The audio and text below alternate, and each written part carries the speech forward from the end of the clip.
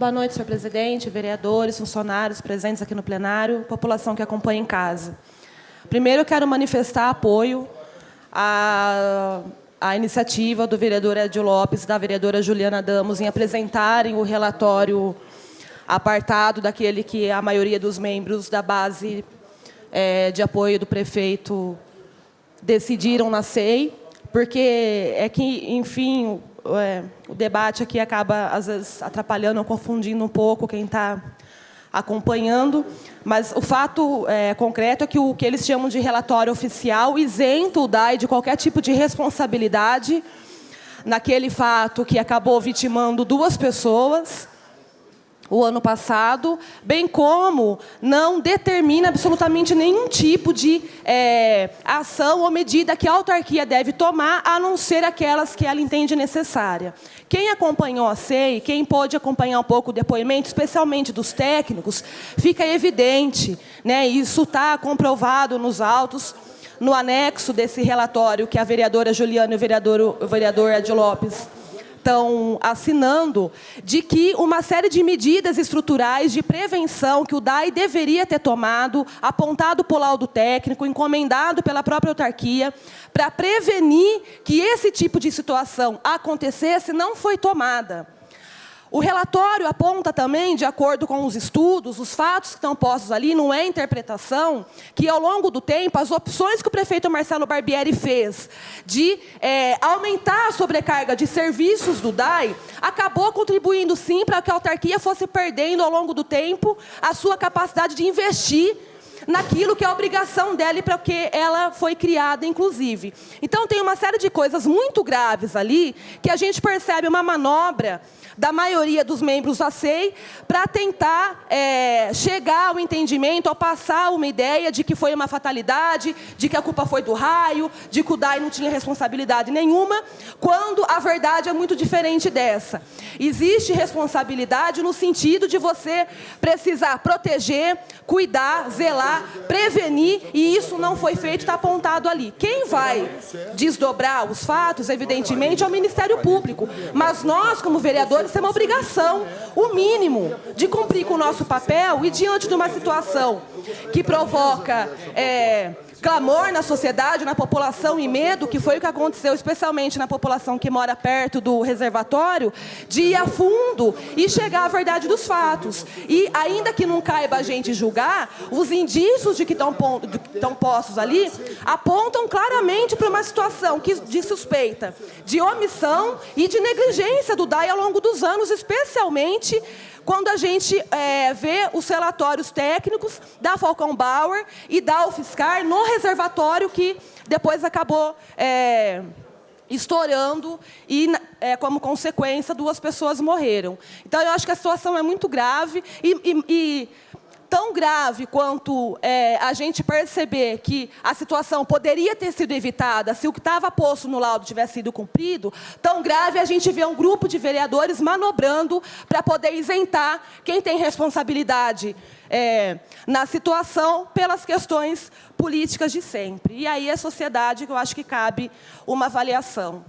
Um outro ponto que eu quero comentar voltando aqui o que aconteceu no início da sessão, depois da fala do padre Ronaldo, do Celmidei, que veio aqui para expor a situação de apelo que a comunidade daquela região vem fazendo no sentido de melhorar o policiamento, no sentido de exigir, né, a implementação de uma base comunitária da polícia militar ali, especialmente depois também da tragédia que aconteceu há 2 semanas lá, que foi o assassinato de 2 pessoas trabalhadoras inocentes por um criminoso. O padre Ronaldo, quando encerra a fala dele, depois de ouvir vários dos vereadores se manifestar aqui, ele foi muito duro, ele foi contundente, porque ele aponta que entre aquilo que se diz, né, que muitos políticos falam, e aquilo que efetivamente se cumpre, existe um distanciamento muito grande e a sociedade já não é mais tonta. Existem situações que a gente não consegue enrolar. E, diferente de muitos líderes religiosos que tem pela cidade, não é perfil desse padre ficar bajulando político para conseguir melhoria para a sua igreja, para a sua paróquia, para o seu quadradinho. Enfim, no fechamento aqui da sua questão, o padre expôs e fez uma fala um tanto dura em relação aos políticos e aos vereadores. E aí, eu estou retomando o assunto, porque, de uma forma, eu penso que bastante autoritária, o senhor presidente se achou no direito de voltar a debater o assunto, e o nosso regimento é muito claro: quando o orador vem, ele fala, abre as perguntas, ele responde, vai embora, e a gente toca a sessão para frente. Porque ou o presidente se sentiu incomodado, ou se sentiu atacado pelas falas do padre, ele se achou no direito de, mais uma vez, atropelar o regimento dessa casa, porque ele é presidente e muitas vezes confunde presidência com dominação, não é possível, e rebater as falas do padre. Agora, eu quero dizer o seguinte, senhor presidente. Primeiro, eu acho que a gente tem que entender que o presidente da casa, ele tem que representar os 18 vereadores. Se tinha concordância de uma parte ou não, não cabe a gente continuar debatendo aqui. O senhor não poderia ter feito isso. Mas pior é no que se refere à argumentação. Porque o padre coloca questões aqui que são reais. É ou não é verdade que o ano passado essa casa teve a oportunidade, quando o prefeito cortou passe de aluno para projeto social de criança e adolescente em situação de vulnerabilidade para as entidades, porque não tinha dinheiro? Custava 14, 15 mil por mês para pagar juro de empréstimo de empresa que fez. E a gente discutia aqui. E essa casa não fez nada, com exceção de alguns vereadores que foram fazer pressão em cima da prefeitura. A opção política foi muito clara. É ou não é verdade que eu cansei de apontar aqui, outros vereadores também, a necessidade de se ter uma ação efetiva para poder proteger a nascente do Ribeirão das Cruzes na Chácara Flora? Virou ação do Ministério Público, virou ação do promotor, e a prefeitura faz pela metade. E faz mal feito, e a gente não cobra. Ou quando cobra, é meia dúzia, e cobra de forma bastante tímida. Então, é claro que a gente não pode mudar o mundo, a gente não vai melhorar o Someday, a gente não pode fazer milagre em Araraquara, mas existem opções no cotidiano da administração pública que fazem uma diferença enorme na vida das pessoas no curto, no médio e no longo prazo. Quantos dessas crianças e adolescentes que deixaram de frequentar programa de entidade assistencial, com cultura, com esporte, com inclusão, que tinha lanche, ou seja, que tinha um amparo mínimo daquilo que a prefeitura não pode dar, que era oferecido pelas entidades, e foi cortada, porque a prefeitura não paga o passe. E está assim até hoje. E vai ficar pior, porque agora não é mais nem a prefeitura que comanda a CTA. Então, assim, são questões simples, que a gente poderia dar uma resposta para aquela comunidade, por exemplo, e para a cidade não acontece. É no dia a dia. Quantas e quantas emendas a gente faz aqui à lei orçamentária para poder voltar ao programa das oficinas culturais, que acabou na cidade? Eu não estou falando de projeto de CRAS, que atende ao público específico de programa social.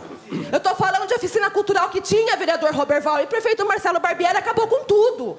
E era excelente. Se o senhor acha bonito, o senhor vem aqui e defenda com clareza. Mas não fica fazendo fusquinha ou piadinha. Porque o senhor veio aqui defender pagamento. O senhor veio aqui defender pagamento de mais de R$1 milhão para a Cutrale, para as empresas que prestaram para a prefeitura, e não defendeu o passe para criança e adolescente pobre. Então é fácil fazer demagogia. E o padre fala que a gente faz demagogia e as pessoas rasgam o regimento para poder falar por si mesmas. Então é uma situação muito complicada e que eu acho importante dizer e me posicionar aqui. Em relação à questão do cenário nacional, não vai dar tempo de eu comentar, eu só queria que as pessoas pudessem acessar o site da UOL, uma manchete que saiu hoje, que diz: vice da Câmara limita investigação de Cunha e abre caminho para a pizza. Se esse era o combate à corrupção que o brasileiro queria, parabéns, ele está aí.